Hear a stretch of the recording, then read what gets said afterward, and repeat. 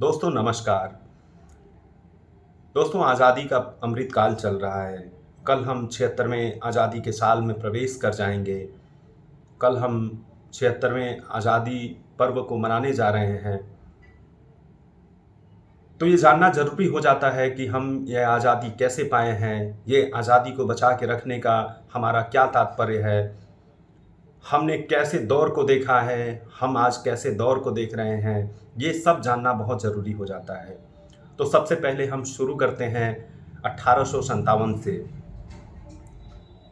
आपको बहुत राजनीतिक पार्टी वाले लोग कहते मिल जाएंगे कि असली आज़ादी की लड़ाई की शुरुआत होती है 1885 से, अर्थात कांग्रेस की स्थापना से।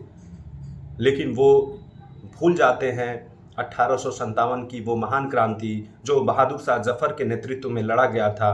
वो उन्हीं के विरुद्ध लड़ा गया था जिनके विरुद्ध हमने आज़ादी पाई, जिनके गुलामी से हमें छुटकारा मिला, जिनके वो अध्यारोपित जो कानून थे जो हम पे थोपे गए थे, उन्हीं से हमको आज़ादी मिली। और 15 अगस्त 1947 को हम पूरी तरीके से आज़ाद हुए और 26 जनवरी 1950 को हमने संविधान अपना ड्राफ्ट तैयार किया, जिसके आधार पे आज हमारा देश चल रहा है, जिसके आधार पे आज हमारा देश चल ही नहीं रहा है, दुनिया में एक मजबूत लोकतंत्र का परिचायक बना हुआ है। तो आइए जानते हैं 1885 से पहले 1857 को, उसके बाद अंग्रेज़ों ने धीरे धीरे क्या चाल चलना शुरू किया, कैसे हमारा देश उनकी जंजीरों में जकड़ता चला गया, कैसे हमारे देश का आर्थिक दोहन उन्होंने किया, कैसे हमारे देश का सामाजिक ताने बाने को उन्होंने ध्वस्त किया, कैसे हमारे देश में सांप्रदायिक सौहार्द को खराब करने का उन्होंने प्रयास किया, जो 1905 के बंगाल विभाजन में स्पष्ट तौर से दिखना शुरू हुआ, जिसकी धीरे धीरे आगे 1947 के विभाजन में ये स्पष्ट लकीर खींच गई थी कि अब दो धर्म एक साथ रहने वाले नहीं हैं। और शायद 1905 में जो बीज बोए गए थे उसी की परिणति हुई कि हमारा देश दो मुल्कों में बंट गया, जो एक मुल्क पाकिस्तान बना और एक मुल्क हिंदुस्तान बना। उसी मुल्क के बंटवारे की याद में आज हम 14 अगस्त को विभाजन विभीषिका दिवस के रूप में मनाते हैं। तो आइए एक एक करके चीज़ों को समझने का प्रयास करते हैं, एकदम बिल्कुल स्पष्ट भाषा में, सरल भाषा में, संक्षिप्त में हम समझने का प्रयास करते हैं। 1857 की जो क्रांति होती है उसकी शुरुआत, तत्कालिक जो शुरुआत होती है वो बैरकपुर छावनी से चर्बी लगे कारतूस के खिलाफ होती है, जिसको वहाँ के सिपाहियों ने लेने से मना कर दिया, जिसको वहाँ के सिपाहियों ने अपने मुंह से खोलने का जो पहले होता था उसको उन्होंने करने से मना कर दिया। फलस्वरूप अंग्रेज़ों ने जब उन पर दबाव बनाया तो उन्होंने अंग्रेज़ों के खिलाफ बगावत कर दी और धीरे धीरे वो दिल्ली की तरफ कूच कर गए। फिर उन्होंने मुग़ल के अंतिम जो बादशाह थे बहादुर शाह जफ़र, उनको अपना सार्वजनिक नेता मान लिया, उन्होंने अपने देश का नेता मान लिया। उनकी छत्रछाया में उन्होंने क्रांति को अंजाम दिया, अर्थात क्रांतिकारियों ने अपना नेता बहादुर शाह जफर को मान लिया। ये क्रांति की लहर धीरे धीरे पूरे देश में फैल गई। कुछ ऐसे छोटे छोटे जगह थे जो ये क्रांति से बिल्कुल अछूते थे, उसमें हम अलग से बात करेंगे कभी। लेकिन इस क्रांति की लहर पूरे देश में फैल गई, पूरी दुनिया में हाहाकार मच गई। पूरी दुनिया में अंग्रेज़ों की जो मानसिकता थी, अंग्रेज़ों की जो एक छवि थी, जो एक सुंदर छवि उन्होंने गढ़ रखी थी, तथाकथित सुंदर छवि उन्होंने गढ़ रखी थी, उस छवि का पूरा तरीका से बंटाधार होता दिखाई दे रहा था। हालांकि ये क्रांति सफल नहीं हो पाई, क्रांति को दबा दिया गया, निर्मम तरीके से दबा दिया गया, जोर ज़बरदस्ती के साथ दबा दिया गया। इसमें अनेकों लोगों ने अपनी कुर्बानियाँ देखी, कुर्बानियाँ झेली, अनेक परिवार तबाह हो गए, कई शहर तबाह कर दिए गए, कई छोटे छोटे ज़िलों को तबाह कर दिया गया। लेकिन आगे की दशा और दिशा को इस क्रांति ने तय कर दिया था। ये तय कर दिया था कि भारत का अगला कदम क्या होगा, ये तय कर दिया था कि भारत का अगला एक्शन क्या होने जा रहा है, बिल्कुल स्पष्ट हो चुकी थी। शायद इसी क्रम में वीर दामोदर सावरकर ने अपनी एक किताब लिखी, जिस किताब का उन्होंने टाइटल दिया था the first independence war of India. इससे ये बात स्पष्ट पता चलती है कि वो महज एक छोटी सी क्रांति भर घटना नहीं थी, वो एक भारत के लिए, अखंड भारत को प्राप्त करने के लिए लड़ी गई एक महान स्वतंत्रता संग्राम था।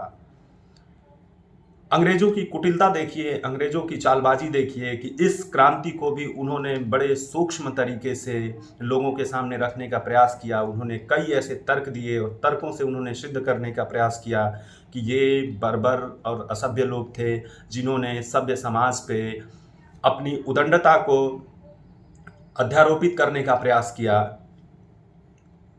उन्होंने इसके बारे में तमाम तर्क गढ़े। उन्होंने बताना चाहा कि ये महज एक क्रांति थी, छोटी सी क्रांति थी, महज एक घटना थी जिसको हमने समय रहते पा लिया।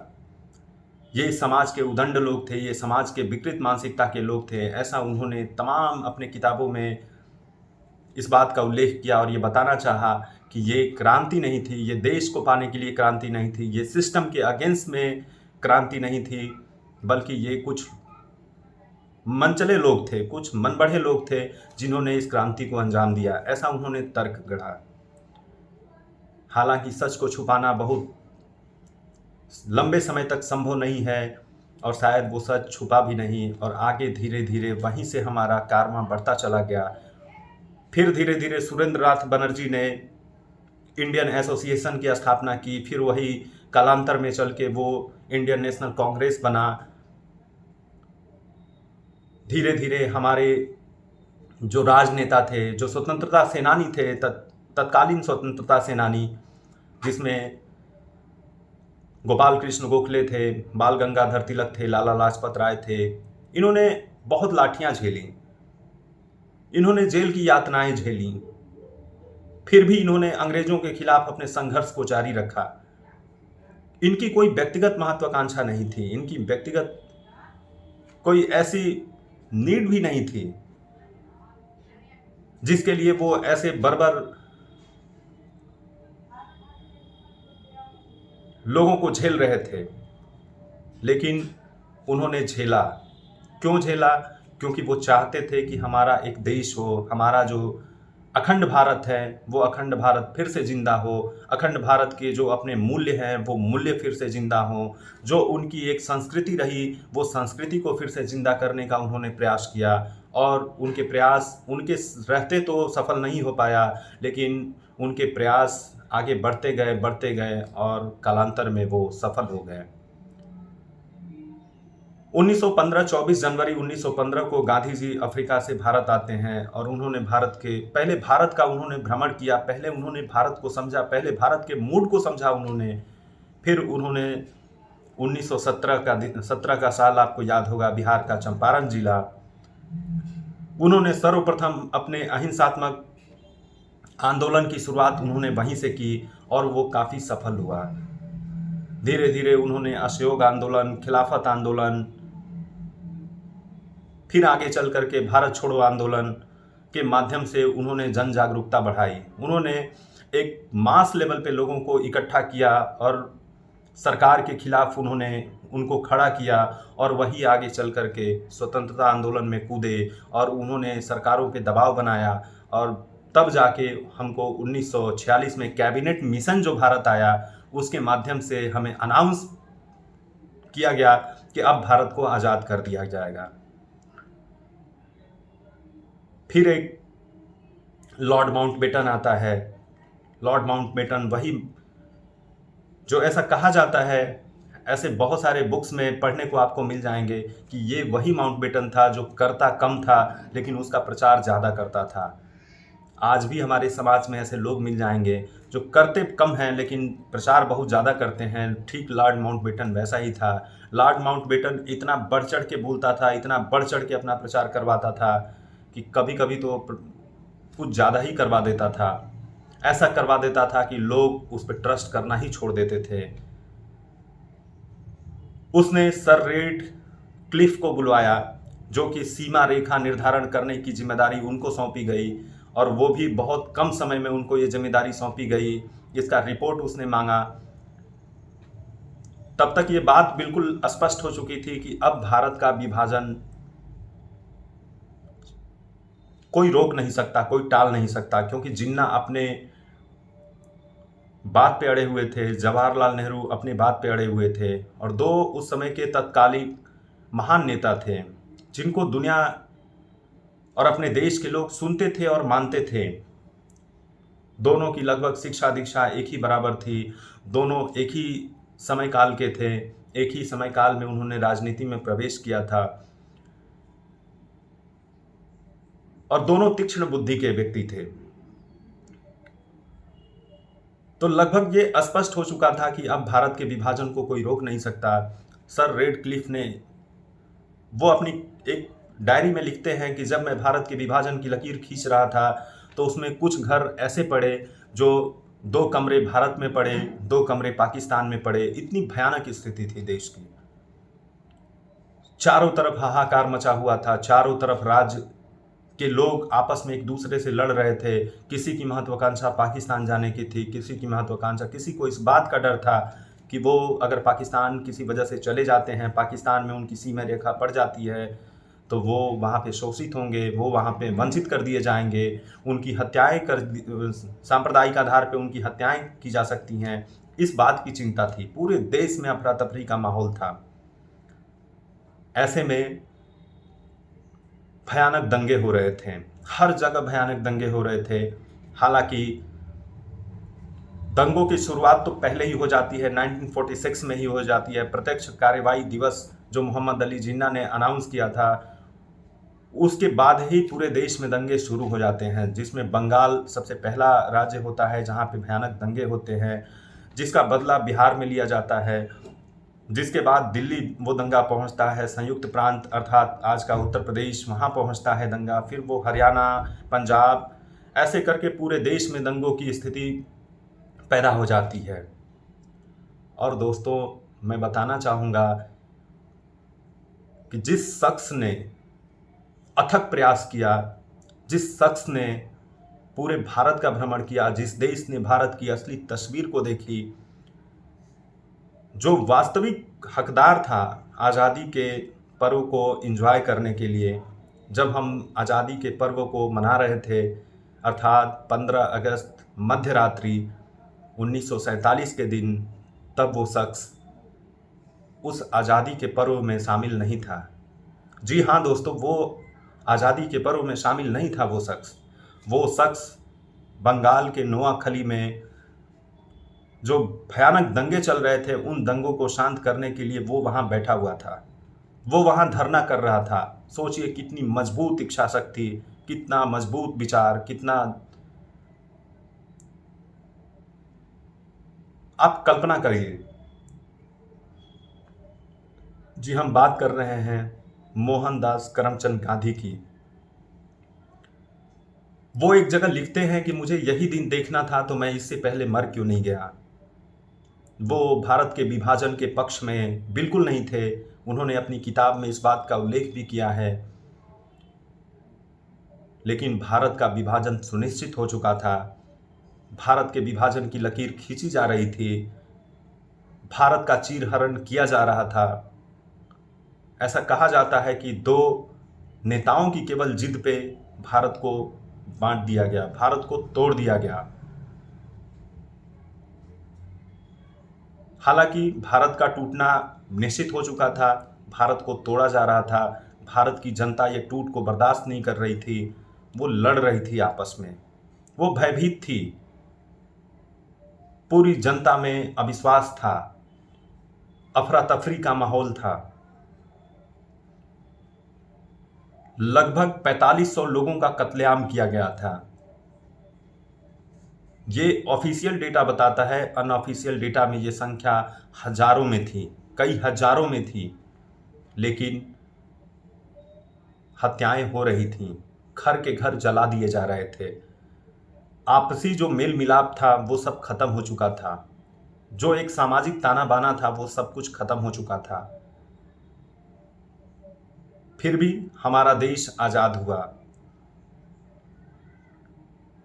पाकिस्तान धर्म के आधार पे बना, हम धर्मनिरपेक्षता के आधार पे हम बने, क्योंकि हमने एक लंबा संघर्ष किया था।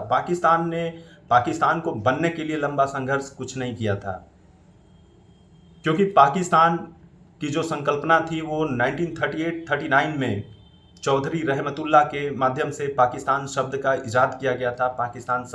पाकिस्तान जैसे एक मुस्लिम राष्ट्र की मांग की गई थी। लेकिन भारत शुरू से एग्जिस्ट कर रहा था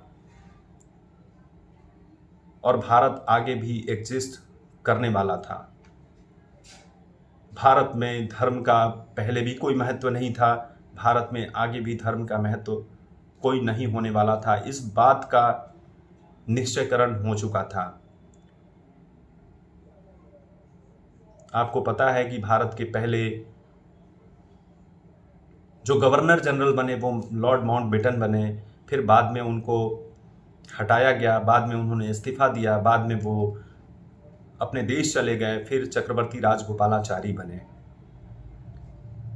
चक्रवर्ती राजगोपालाचारी ही एकमात्र भारतीय गवर्नर जनरल थे। उसके बाद इस पद को ख़त्म कर दिया गया। इस पद का जगह राष्ट्रपति ने ले लिया, जो कि हमारे देश के पहले राष्ट्रपति हुए। तेज तर्रार नेता, अनुभवी नेता और काफ़ी बुद्धिमत्ता वाले नेता डॉक्टर राजेंद्र प्रसाद जी। वो एक बार नहीं, वो 2 बार इस पद को सुशोभित किए। वहीं से हमारा सब कुछ कारवां आगे बढ़ता चला गया। आपको बताते चलें कि हमारे देश में जब अंग्रेज हमको हमारी हाल पे छोड़ के गए, तब हमारे देश में लगभग 82% लोग अशिक्षित थे। लगभग 70% लोग भूखमरी के शिकार थे। हमारे देश के राजकोष में कुछ पैसे नहीं बचे थे जिससे हम अपने देश को संभाल सकें, जिससे अपने देश के सामने जो भयावह स्थिति खड़ी हुई थी उस स्थिति से हम निपट सकें। ऐसी स्थिति में ये अंग्रेज हमें छोड़ के गए थे। लेकिन इसमें कोई दो राय नहीं कि इसमें जवाहरलाल नेहरू की जो व्यक्तिगत सोच थी, उनकी जो देश को लेकर के महत्वाकांक्षा थी, व्यक्तिगत कोई महत्वाकांक्षा नहीं थी। मैं इस बात को अगर लोग कहते हैं तो मैं डिनाई करता हूँ। देश को लेकर के उनकी जो महत्वाकांक्षा थी, सरदार पटेल की जो देश को लेकर के सूझबूझ थी, बीपी मेनन जो कि सरदार पटेल के अपने सलाहकार, निजी सलाहकार थे, उनकी अपनी एक सोच थी जिसके सहारे हमारा देश 565 रजवाड़े थे उनको एक करने का काम किया और एक समग्र भारत की जो हम कल्पना कर रहे थे, जो हम एक विचार मन में पाले हुए थे, उसको साकार किया। अंग्रेजों की स्थिति देखिए, अंग्रेज हमको छोड़ के जा रहे थे और फिर वो वहाँ जाकर के सपना भी देख रहे थे कि ये आज़ाद मुल्क बहुत दिन तक विश्व के नक्शे पे सरवाइव नहीं कर पाएगा, क्योंकि यहाँ अनेकों पंथ थे, अनेकों मजहब थी, अनेकों भाषाएं बोली जाती थी, हर क्षेत्र के अपने अपने कल्चर थे। ऐसे में अंग्रेज़ों की जो एक सोच थी, वो ये सोच थी कि ये देश बहुत दिन तक सरवाइव नहीं कर पाएगा, ये देश बहुत दिन तक जीवित नहीं रह पाएगा, ये प्राकृतिक मौत मर जाएगा। रुडयार्ड किपलिंग बहुत बड़ा लेखक था। रुडयार्ड किपलिंग ने भारत को लेकर के इतनी महत्वपूर्ण आशंका, वो आशंका सोची समझी रणनीति थी या उसकी सच में ऐसी आशंका थी, इस बात को तो हम नहीं बता सकते, लेकिन रुडयार्ड किपलिंग ने कई जगह भारत के बारे में उसने दुष्प्रचार करने का काम किया। दुर्भाग्य है कि आज हम रुडयार्ड किपलिंग को पढ़ते हैं, वो वही रुडयार्ड किपलिंग जो भारत के आंतरिक मामलों में बहुत ज़्यादा हस्तक्षेप करता था, भारत के आंतरिक मामलों का बहुत वो अपने आप को ज्ञाता समझता था और उसने भारत के बारे में बिल्कुल निराधार, बिल्कुल अर्थहीन उसने घोषणा की थी, उसने भविष्यवाणी की थी, जिस भविष्यवाणी को आज तक हम झुठलाते आए हैं और हम आगे भी झुठलाते रहेंगे, क्योंकि अब तो भारत का वक्त है, अब एशिया का वक्त है, अब वासुदेव कुटुंबकम का वक्त है। इस बात को हम समझ चुके हैं, इस बात को पूरी दुनिया समझ चुकी है, इसलिए भारत को कहीं ना कहीं उम्मीद की नज़र से देख रही है। तो दोस्तों, हम बात करते हैं भारत के विभाजन के टाइम की, कि भारत का विभाजन जब होता है तो भारत एक गरीब मुल्क के तौर पे विश्व नक्शे पे आता है, एक बिल्कुल अशिक्षित देश के रूप में भारत के नक्शे पे आता है, एक बिल्कुल बर्बर और असभ्य, जैसा कि बताया गया है, उस रूप में भारत विश्व के नक्शे पे आता है। वहाँ से भारत के सफ़र की शुरुआत होती है। दोस्तों, जो असेंबली में जवाहरलाल नेहरू ने जो स्पीच दिया था, वो स्पीच काफ़ी मायने रखता है। उन्होंने बोला था कि दुनिया जब अपने नींद के आगोश में सो रही होगी, तब हम एक राष्ट्र के रूप में हम एक सपने को साकार करने की कोशिश कर रहे होंगे। उन्होंने ये जो सपना देखा था, उस सपने को अपने जीते जी उन्होंने साकार भी किया। आप कल्पना करिए कि भारत एक गरीब राष्ट्र था, एक मजबूर राष्ट्र था, एक अशिक्षित राष्ट्र था। वहां से आज भारत दुनिया की 5वीं सबसे बड़ी इकोनॉमी बनी। इसमें जवाहरलाल नेहरू का अहम योगदान माना जाता है, विशेष योगदान माना जाता है, क्योंकि उन्होंने उस समय इसरो जैसी संस्था का उन्होंने सपना देखा।